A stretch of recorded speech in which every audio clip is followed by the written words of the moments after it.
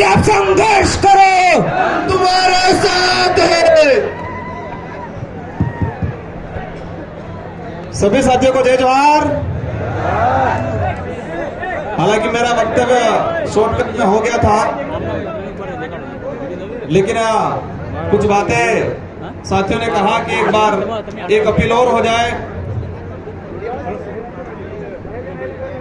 मैं यहाँ के मीडिया के साथियों को मैसेज पहुंचाना चाह रहा हूं कि आपने शायद अब तक की कोई ऐसी सभा या ऐसी रैली पहली बार देखी होगी जो एक बार सभा हो गई, सभा होने के बाद रैली हो गई और वापस सभा में शांतिपूर्वक बैठे हुए हैं, ऐसा कार्यक्रम पहली बार देखा होगा। क्योंकि ऐसा कार्यक्रम ऐसी जनता इसलिए है कि ये जनता अपने खुद के खर्चे से और स्वाभिमान से आई हुई है, इसलिए है। अगर किराए के पैसे से या पैसा दे के लाई हुई भीड़ होती तो ऐसे टिकने वाली नहीं थी। तो ये जनता टिकने वाली है, बिकने वाली नहीं है। आप सबको खूब खूब धन्यवाद। आपने ये शांतिपूर्वक जो कार्यक्रम को सफल बनाया। मैं आपसे उम्मीद करूंगा, आशा करूंगा कि यही प्यार, यही स्नेह 26 तारीख के दिन अपना जो चुनाव चिन्ह आवंटित होगा उसको बटन के दबा के ये प्यार और जताना है। और जिस तरह से उन नेताओं के खिलाफ आपके अंदर जो गुस्सा है, वो गुस्सा भी उसी दिन अपना जो मत का अधिकार है उसका उपयोग करके उनको एहसास कराना है कि हमारे बांसवाड़ा डूंगरपुर में जिन्हें जनता की भावना के साथ खिलवाड़ किया है उनको सबक सिखाएंगे। इस पंडाल के अंदर हमारे एससी समुदाय के भाई, ओबीसी के भाई, माइनॉरिटी के भाई, अन्य वर्ग के जो भी भाई आए हैं, आप सबको भी तहे दिल से धन्यवाद देना चाहूंगा कि आपने सच्चाई का साथ दिया, लोकतंत्र का साथ दिया। इसके लिए आप सबको खूब खूब धन्यवाद। साथ ही आप सबको लगा होगा क्या कहीं हमारे कांग्रेस के पदाधिकारी, बीजेपी के भी कई कार्यकर्ता आए हैं, क्योंकि यहाँ की जनता को, यहाँ के कार्यकर्ताओं को पता चला है कि जिस नेता ने बांसवाड़ा डूंगरपुर की जनता को कांग्रेस के नाम से गुमराह करके, लोगों को पाबंद करके, डरा धमका के और आज बीजेपी में चला गया है, तो जनता समझ चुकी है उनके पीछे भागने वाली नहीं है। तो उन सारे कार्यकर्ताओं को भी धन्यवाद देना चाहूंगा कि आपने इस महान जो रैली आयोजन था उसमें समर्थन दिया, आपने साथ दिया। और मैं आशा करूंगा कि यही समर्थन, यही सहयोग वोटिंग में तब्दील हो और अवश्य डूंगरपुर बांसवाड़ा के अंदर एक ऐतिहासिक परिणाम आएगा और इतिहास रचा जाएगा। साथियों, बातें अनेक हैं। आज से हमारा कारवां शुरू होगा। लोग कहते हैं वो बहुत ताकतवर है, लोग ये भी कहते हैं बहुत पैसे वाले हैं, लेकिन ये देश पैसा और किसी व्यक्ति के ताकत से नहीं चलता। ये देश 18 साल की उम्र पूरी करने वाले प्रत्येक नागरिक से चलता है और उनके पास देश चलाने की चाबी है, जिसको हम वोट कहते हैं। मैं पुलिस प्रशासन के साथियों को भी धन्यवाद देना चाहूंगा। इस कार्यक्रम में आपका शानदार सहयोग रहा और उम्मीद करूंगा इसी तरह संविधान को मानते हुए, नियम कायदों को मानते हुए, किसी के साथ भेदभाव नहीं करे और लोकतंत्र को जीवित रखने में जो हमारी विचारधारा काम कर रही है, आप लोकतांत्रिक व्यवस्था को ध्यान में रखते हुए संविधान के अनुरूप इस बांसवाड़ा डूंगरपुर की जनता को साथ दे। यही हमारा सच्चा लोकतंत्र कहलाएगा। साथियों, मैं एक दिन बागीदोरा में गया, एक बड़े बुजुर्ग से बातचीत हुई। बुजुर्ग व्यक्ति से पूछा, काका हवे किम कर हो? तो उस वडील ने कहा कि एमएलए साहब मालवीय जी के जो मुस्कर है। मैं भी विचार में आ गया, अभी तक समझ में, मैं भी सोच में पड़ गया, अभी तक उनको समझ में नहीं आया। दुखी होके वापस पूछा, काका यार थोड़ा परिवर्तन करो पड़ेगा।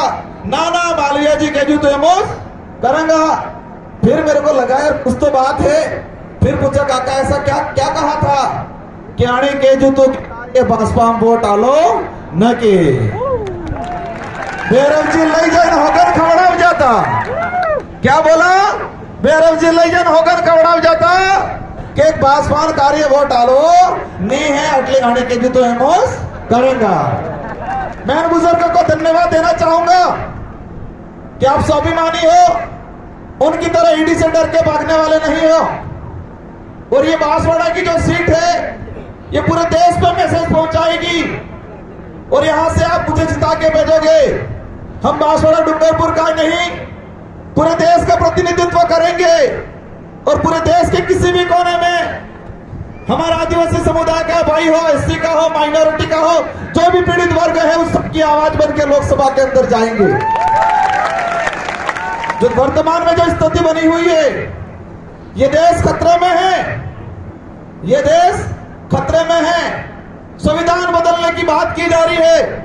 हमें विचार करना पड़ेगा कि राजस्थान के अंदर सरकार बनी और सरकार बनते ही राजस्थान के अंदर एक माहौल बना दिया कि धर्म के नाम से हम किसी भी धर्म का विरोध नहीं करते, लेकिन धर्म के नाम से जो राजनीति हो रही है उसका हम कठोर विरोध करते हैं। एक दुर्भाग्य की बात है, एक राष्ट्रीय पार्टी है, देश में उसकी सत्ता है, लेकिन बीजेपी आज इतनी गिर चुकी है, लोगों को यह डरा रही है कि राम के नाम से वोट देने पड़ेंगे। यहां तक बोल रही है लोग कि जो बीजेपी को वोट नहीं देता है वो राम का नहीं, ये बोल रही है लोग। ईडी का सहारा लिया, सीबीआई का सहारा लिया, अब राम का भी सहारा ले रहे सत्ता बनाने के अंदर। लेकिन ये जनता समझ चुकी है और इस बार ऐसा तमाचा पड़ने वाला है इन लोगों को। डूंगरपुर बांसवाड़ा में तो पड़ने वाला है, लेकिन पूरे देश के अंदर इन लोगों को तमाचा पड़ने वाला है और पूरे देश में लोकतंत्र स्थापित होकर रहेगा। इन नेताओं को एहसास होगा कि ये देश ईडी सीबीआई भाजपा से नहीं चलता है, ये देश संविधान से चलता है और हम संविधान को सर्वोपरि मानते हैं। इसलिए मैं सारे वर्ग को कहना चाहूंगा, आपको बेवजह डराया जा रहा है, लेकिन आप इतना समझना कि जो व्यक्ति जिस कौम में पैदा हुआ उस कौम का नहीं हुआ, जो व्यक्ति जिस पार्टी में सरपंच से लगा के एमएलए एमपी मंत्री बना उस पार्टी का नहीं हुआ, वो व्यक्ति किसी का नहीं हो सकता है। मैं भाजपा के पदाधिकारियों को भी यह कहना चाहूंगा। और एक बात ये अजीब सी है, यहाँ के भाजपा के जिलाध्यक्ष मालवीय जी के भाजपा में जाने से 5 दिन पहले लेटर लिख रहे हैं,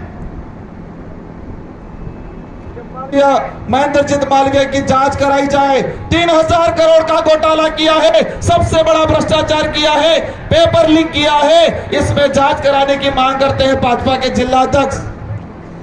और जैसे भाजपा की फैक्ट्री में जाने के बाद वही भाजपा के जिलाध्यक्ष बोल रहे हैं कि मालवीय जी बहुत बढ़िया नेता है, तुम चलाओगे, तुम घुमाओगे, जिधर घुमाओगे उधर।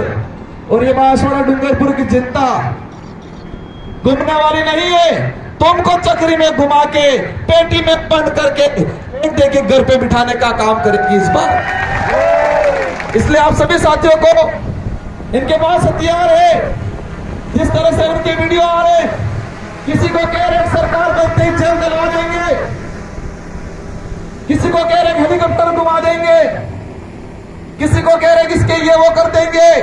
मैं इस मंच से कहता हूं कि हमें आपसे व्यक्तिगत दुश्मनी नहीं है, लेकिन तुमने इस समाज के साथ, इस क्षेत्र के प्रत्येक वर्ग के साथ जो धोखा किया है उसका बदला इस बार जरूर लेंगे और हम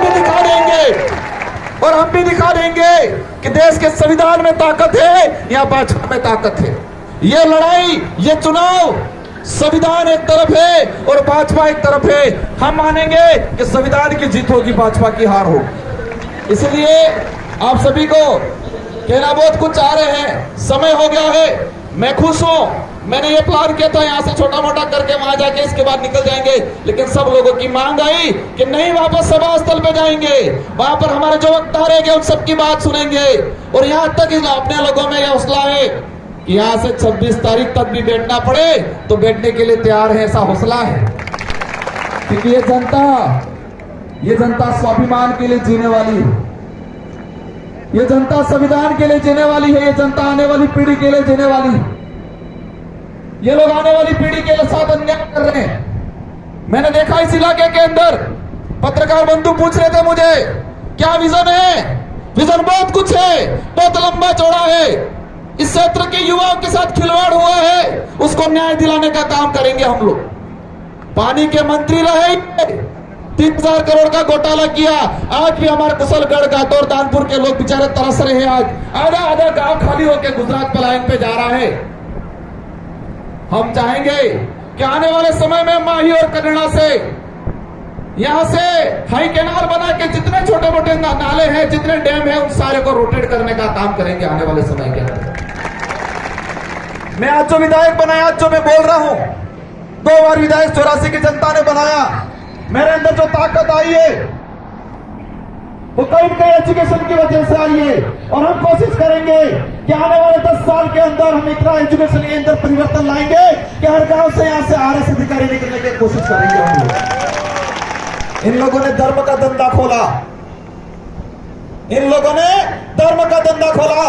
हम लोग स्वाभिमान का, हम लोग स्वाभिमान के लिए काम करेंगे, हम लोग एजुकेशन के लिए काम करेंगे, हम लोग रिजर्वेशन के लिए काम करेंगे, हम लोग हमारे जो लोग किसान भाई खेती करते हैं उनके एमएसपी के लिए काम करेंगे। इन्हीं शब्दों के साथ धन्यवाद, आभार, जय जवाहर। सभी साथियों से अनुरोध है कि सभी साथी शांतिपूर्वक तरीके से व्यवस्थित अपने घर पे जाना है और घर घर गली गली गांव परिवार तक ये बात पहुंचानी है। आप सबको धन्यवाद, आभार, जय जवाहर। और एक हमारे संभागीय आयुक्त, हमारे संभागीय अध्यक्ष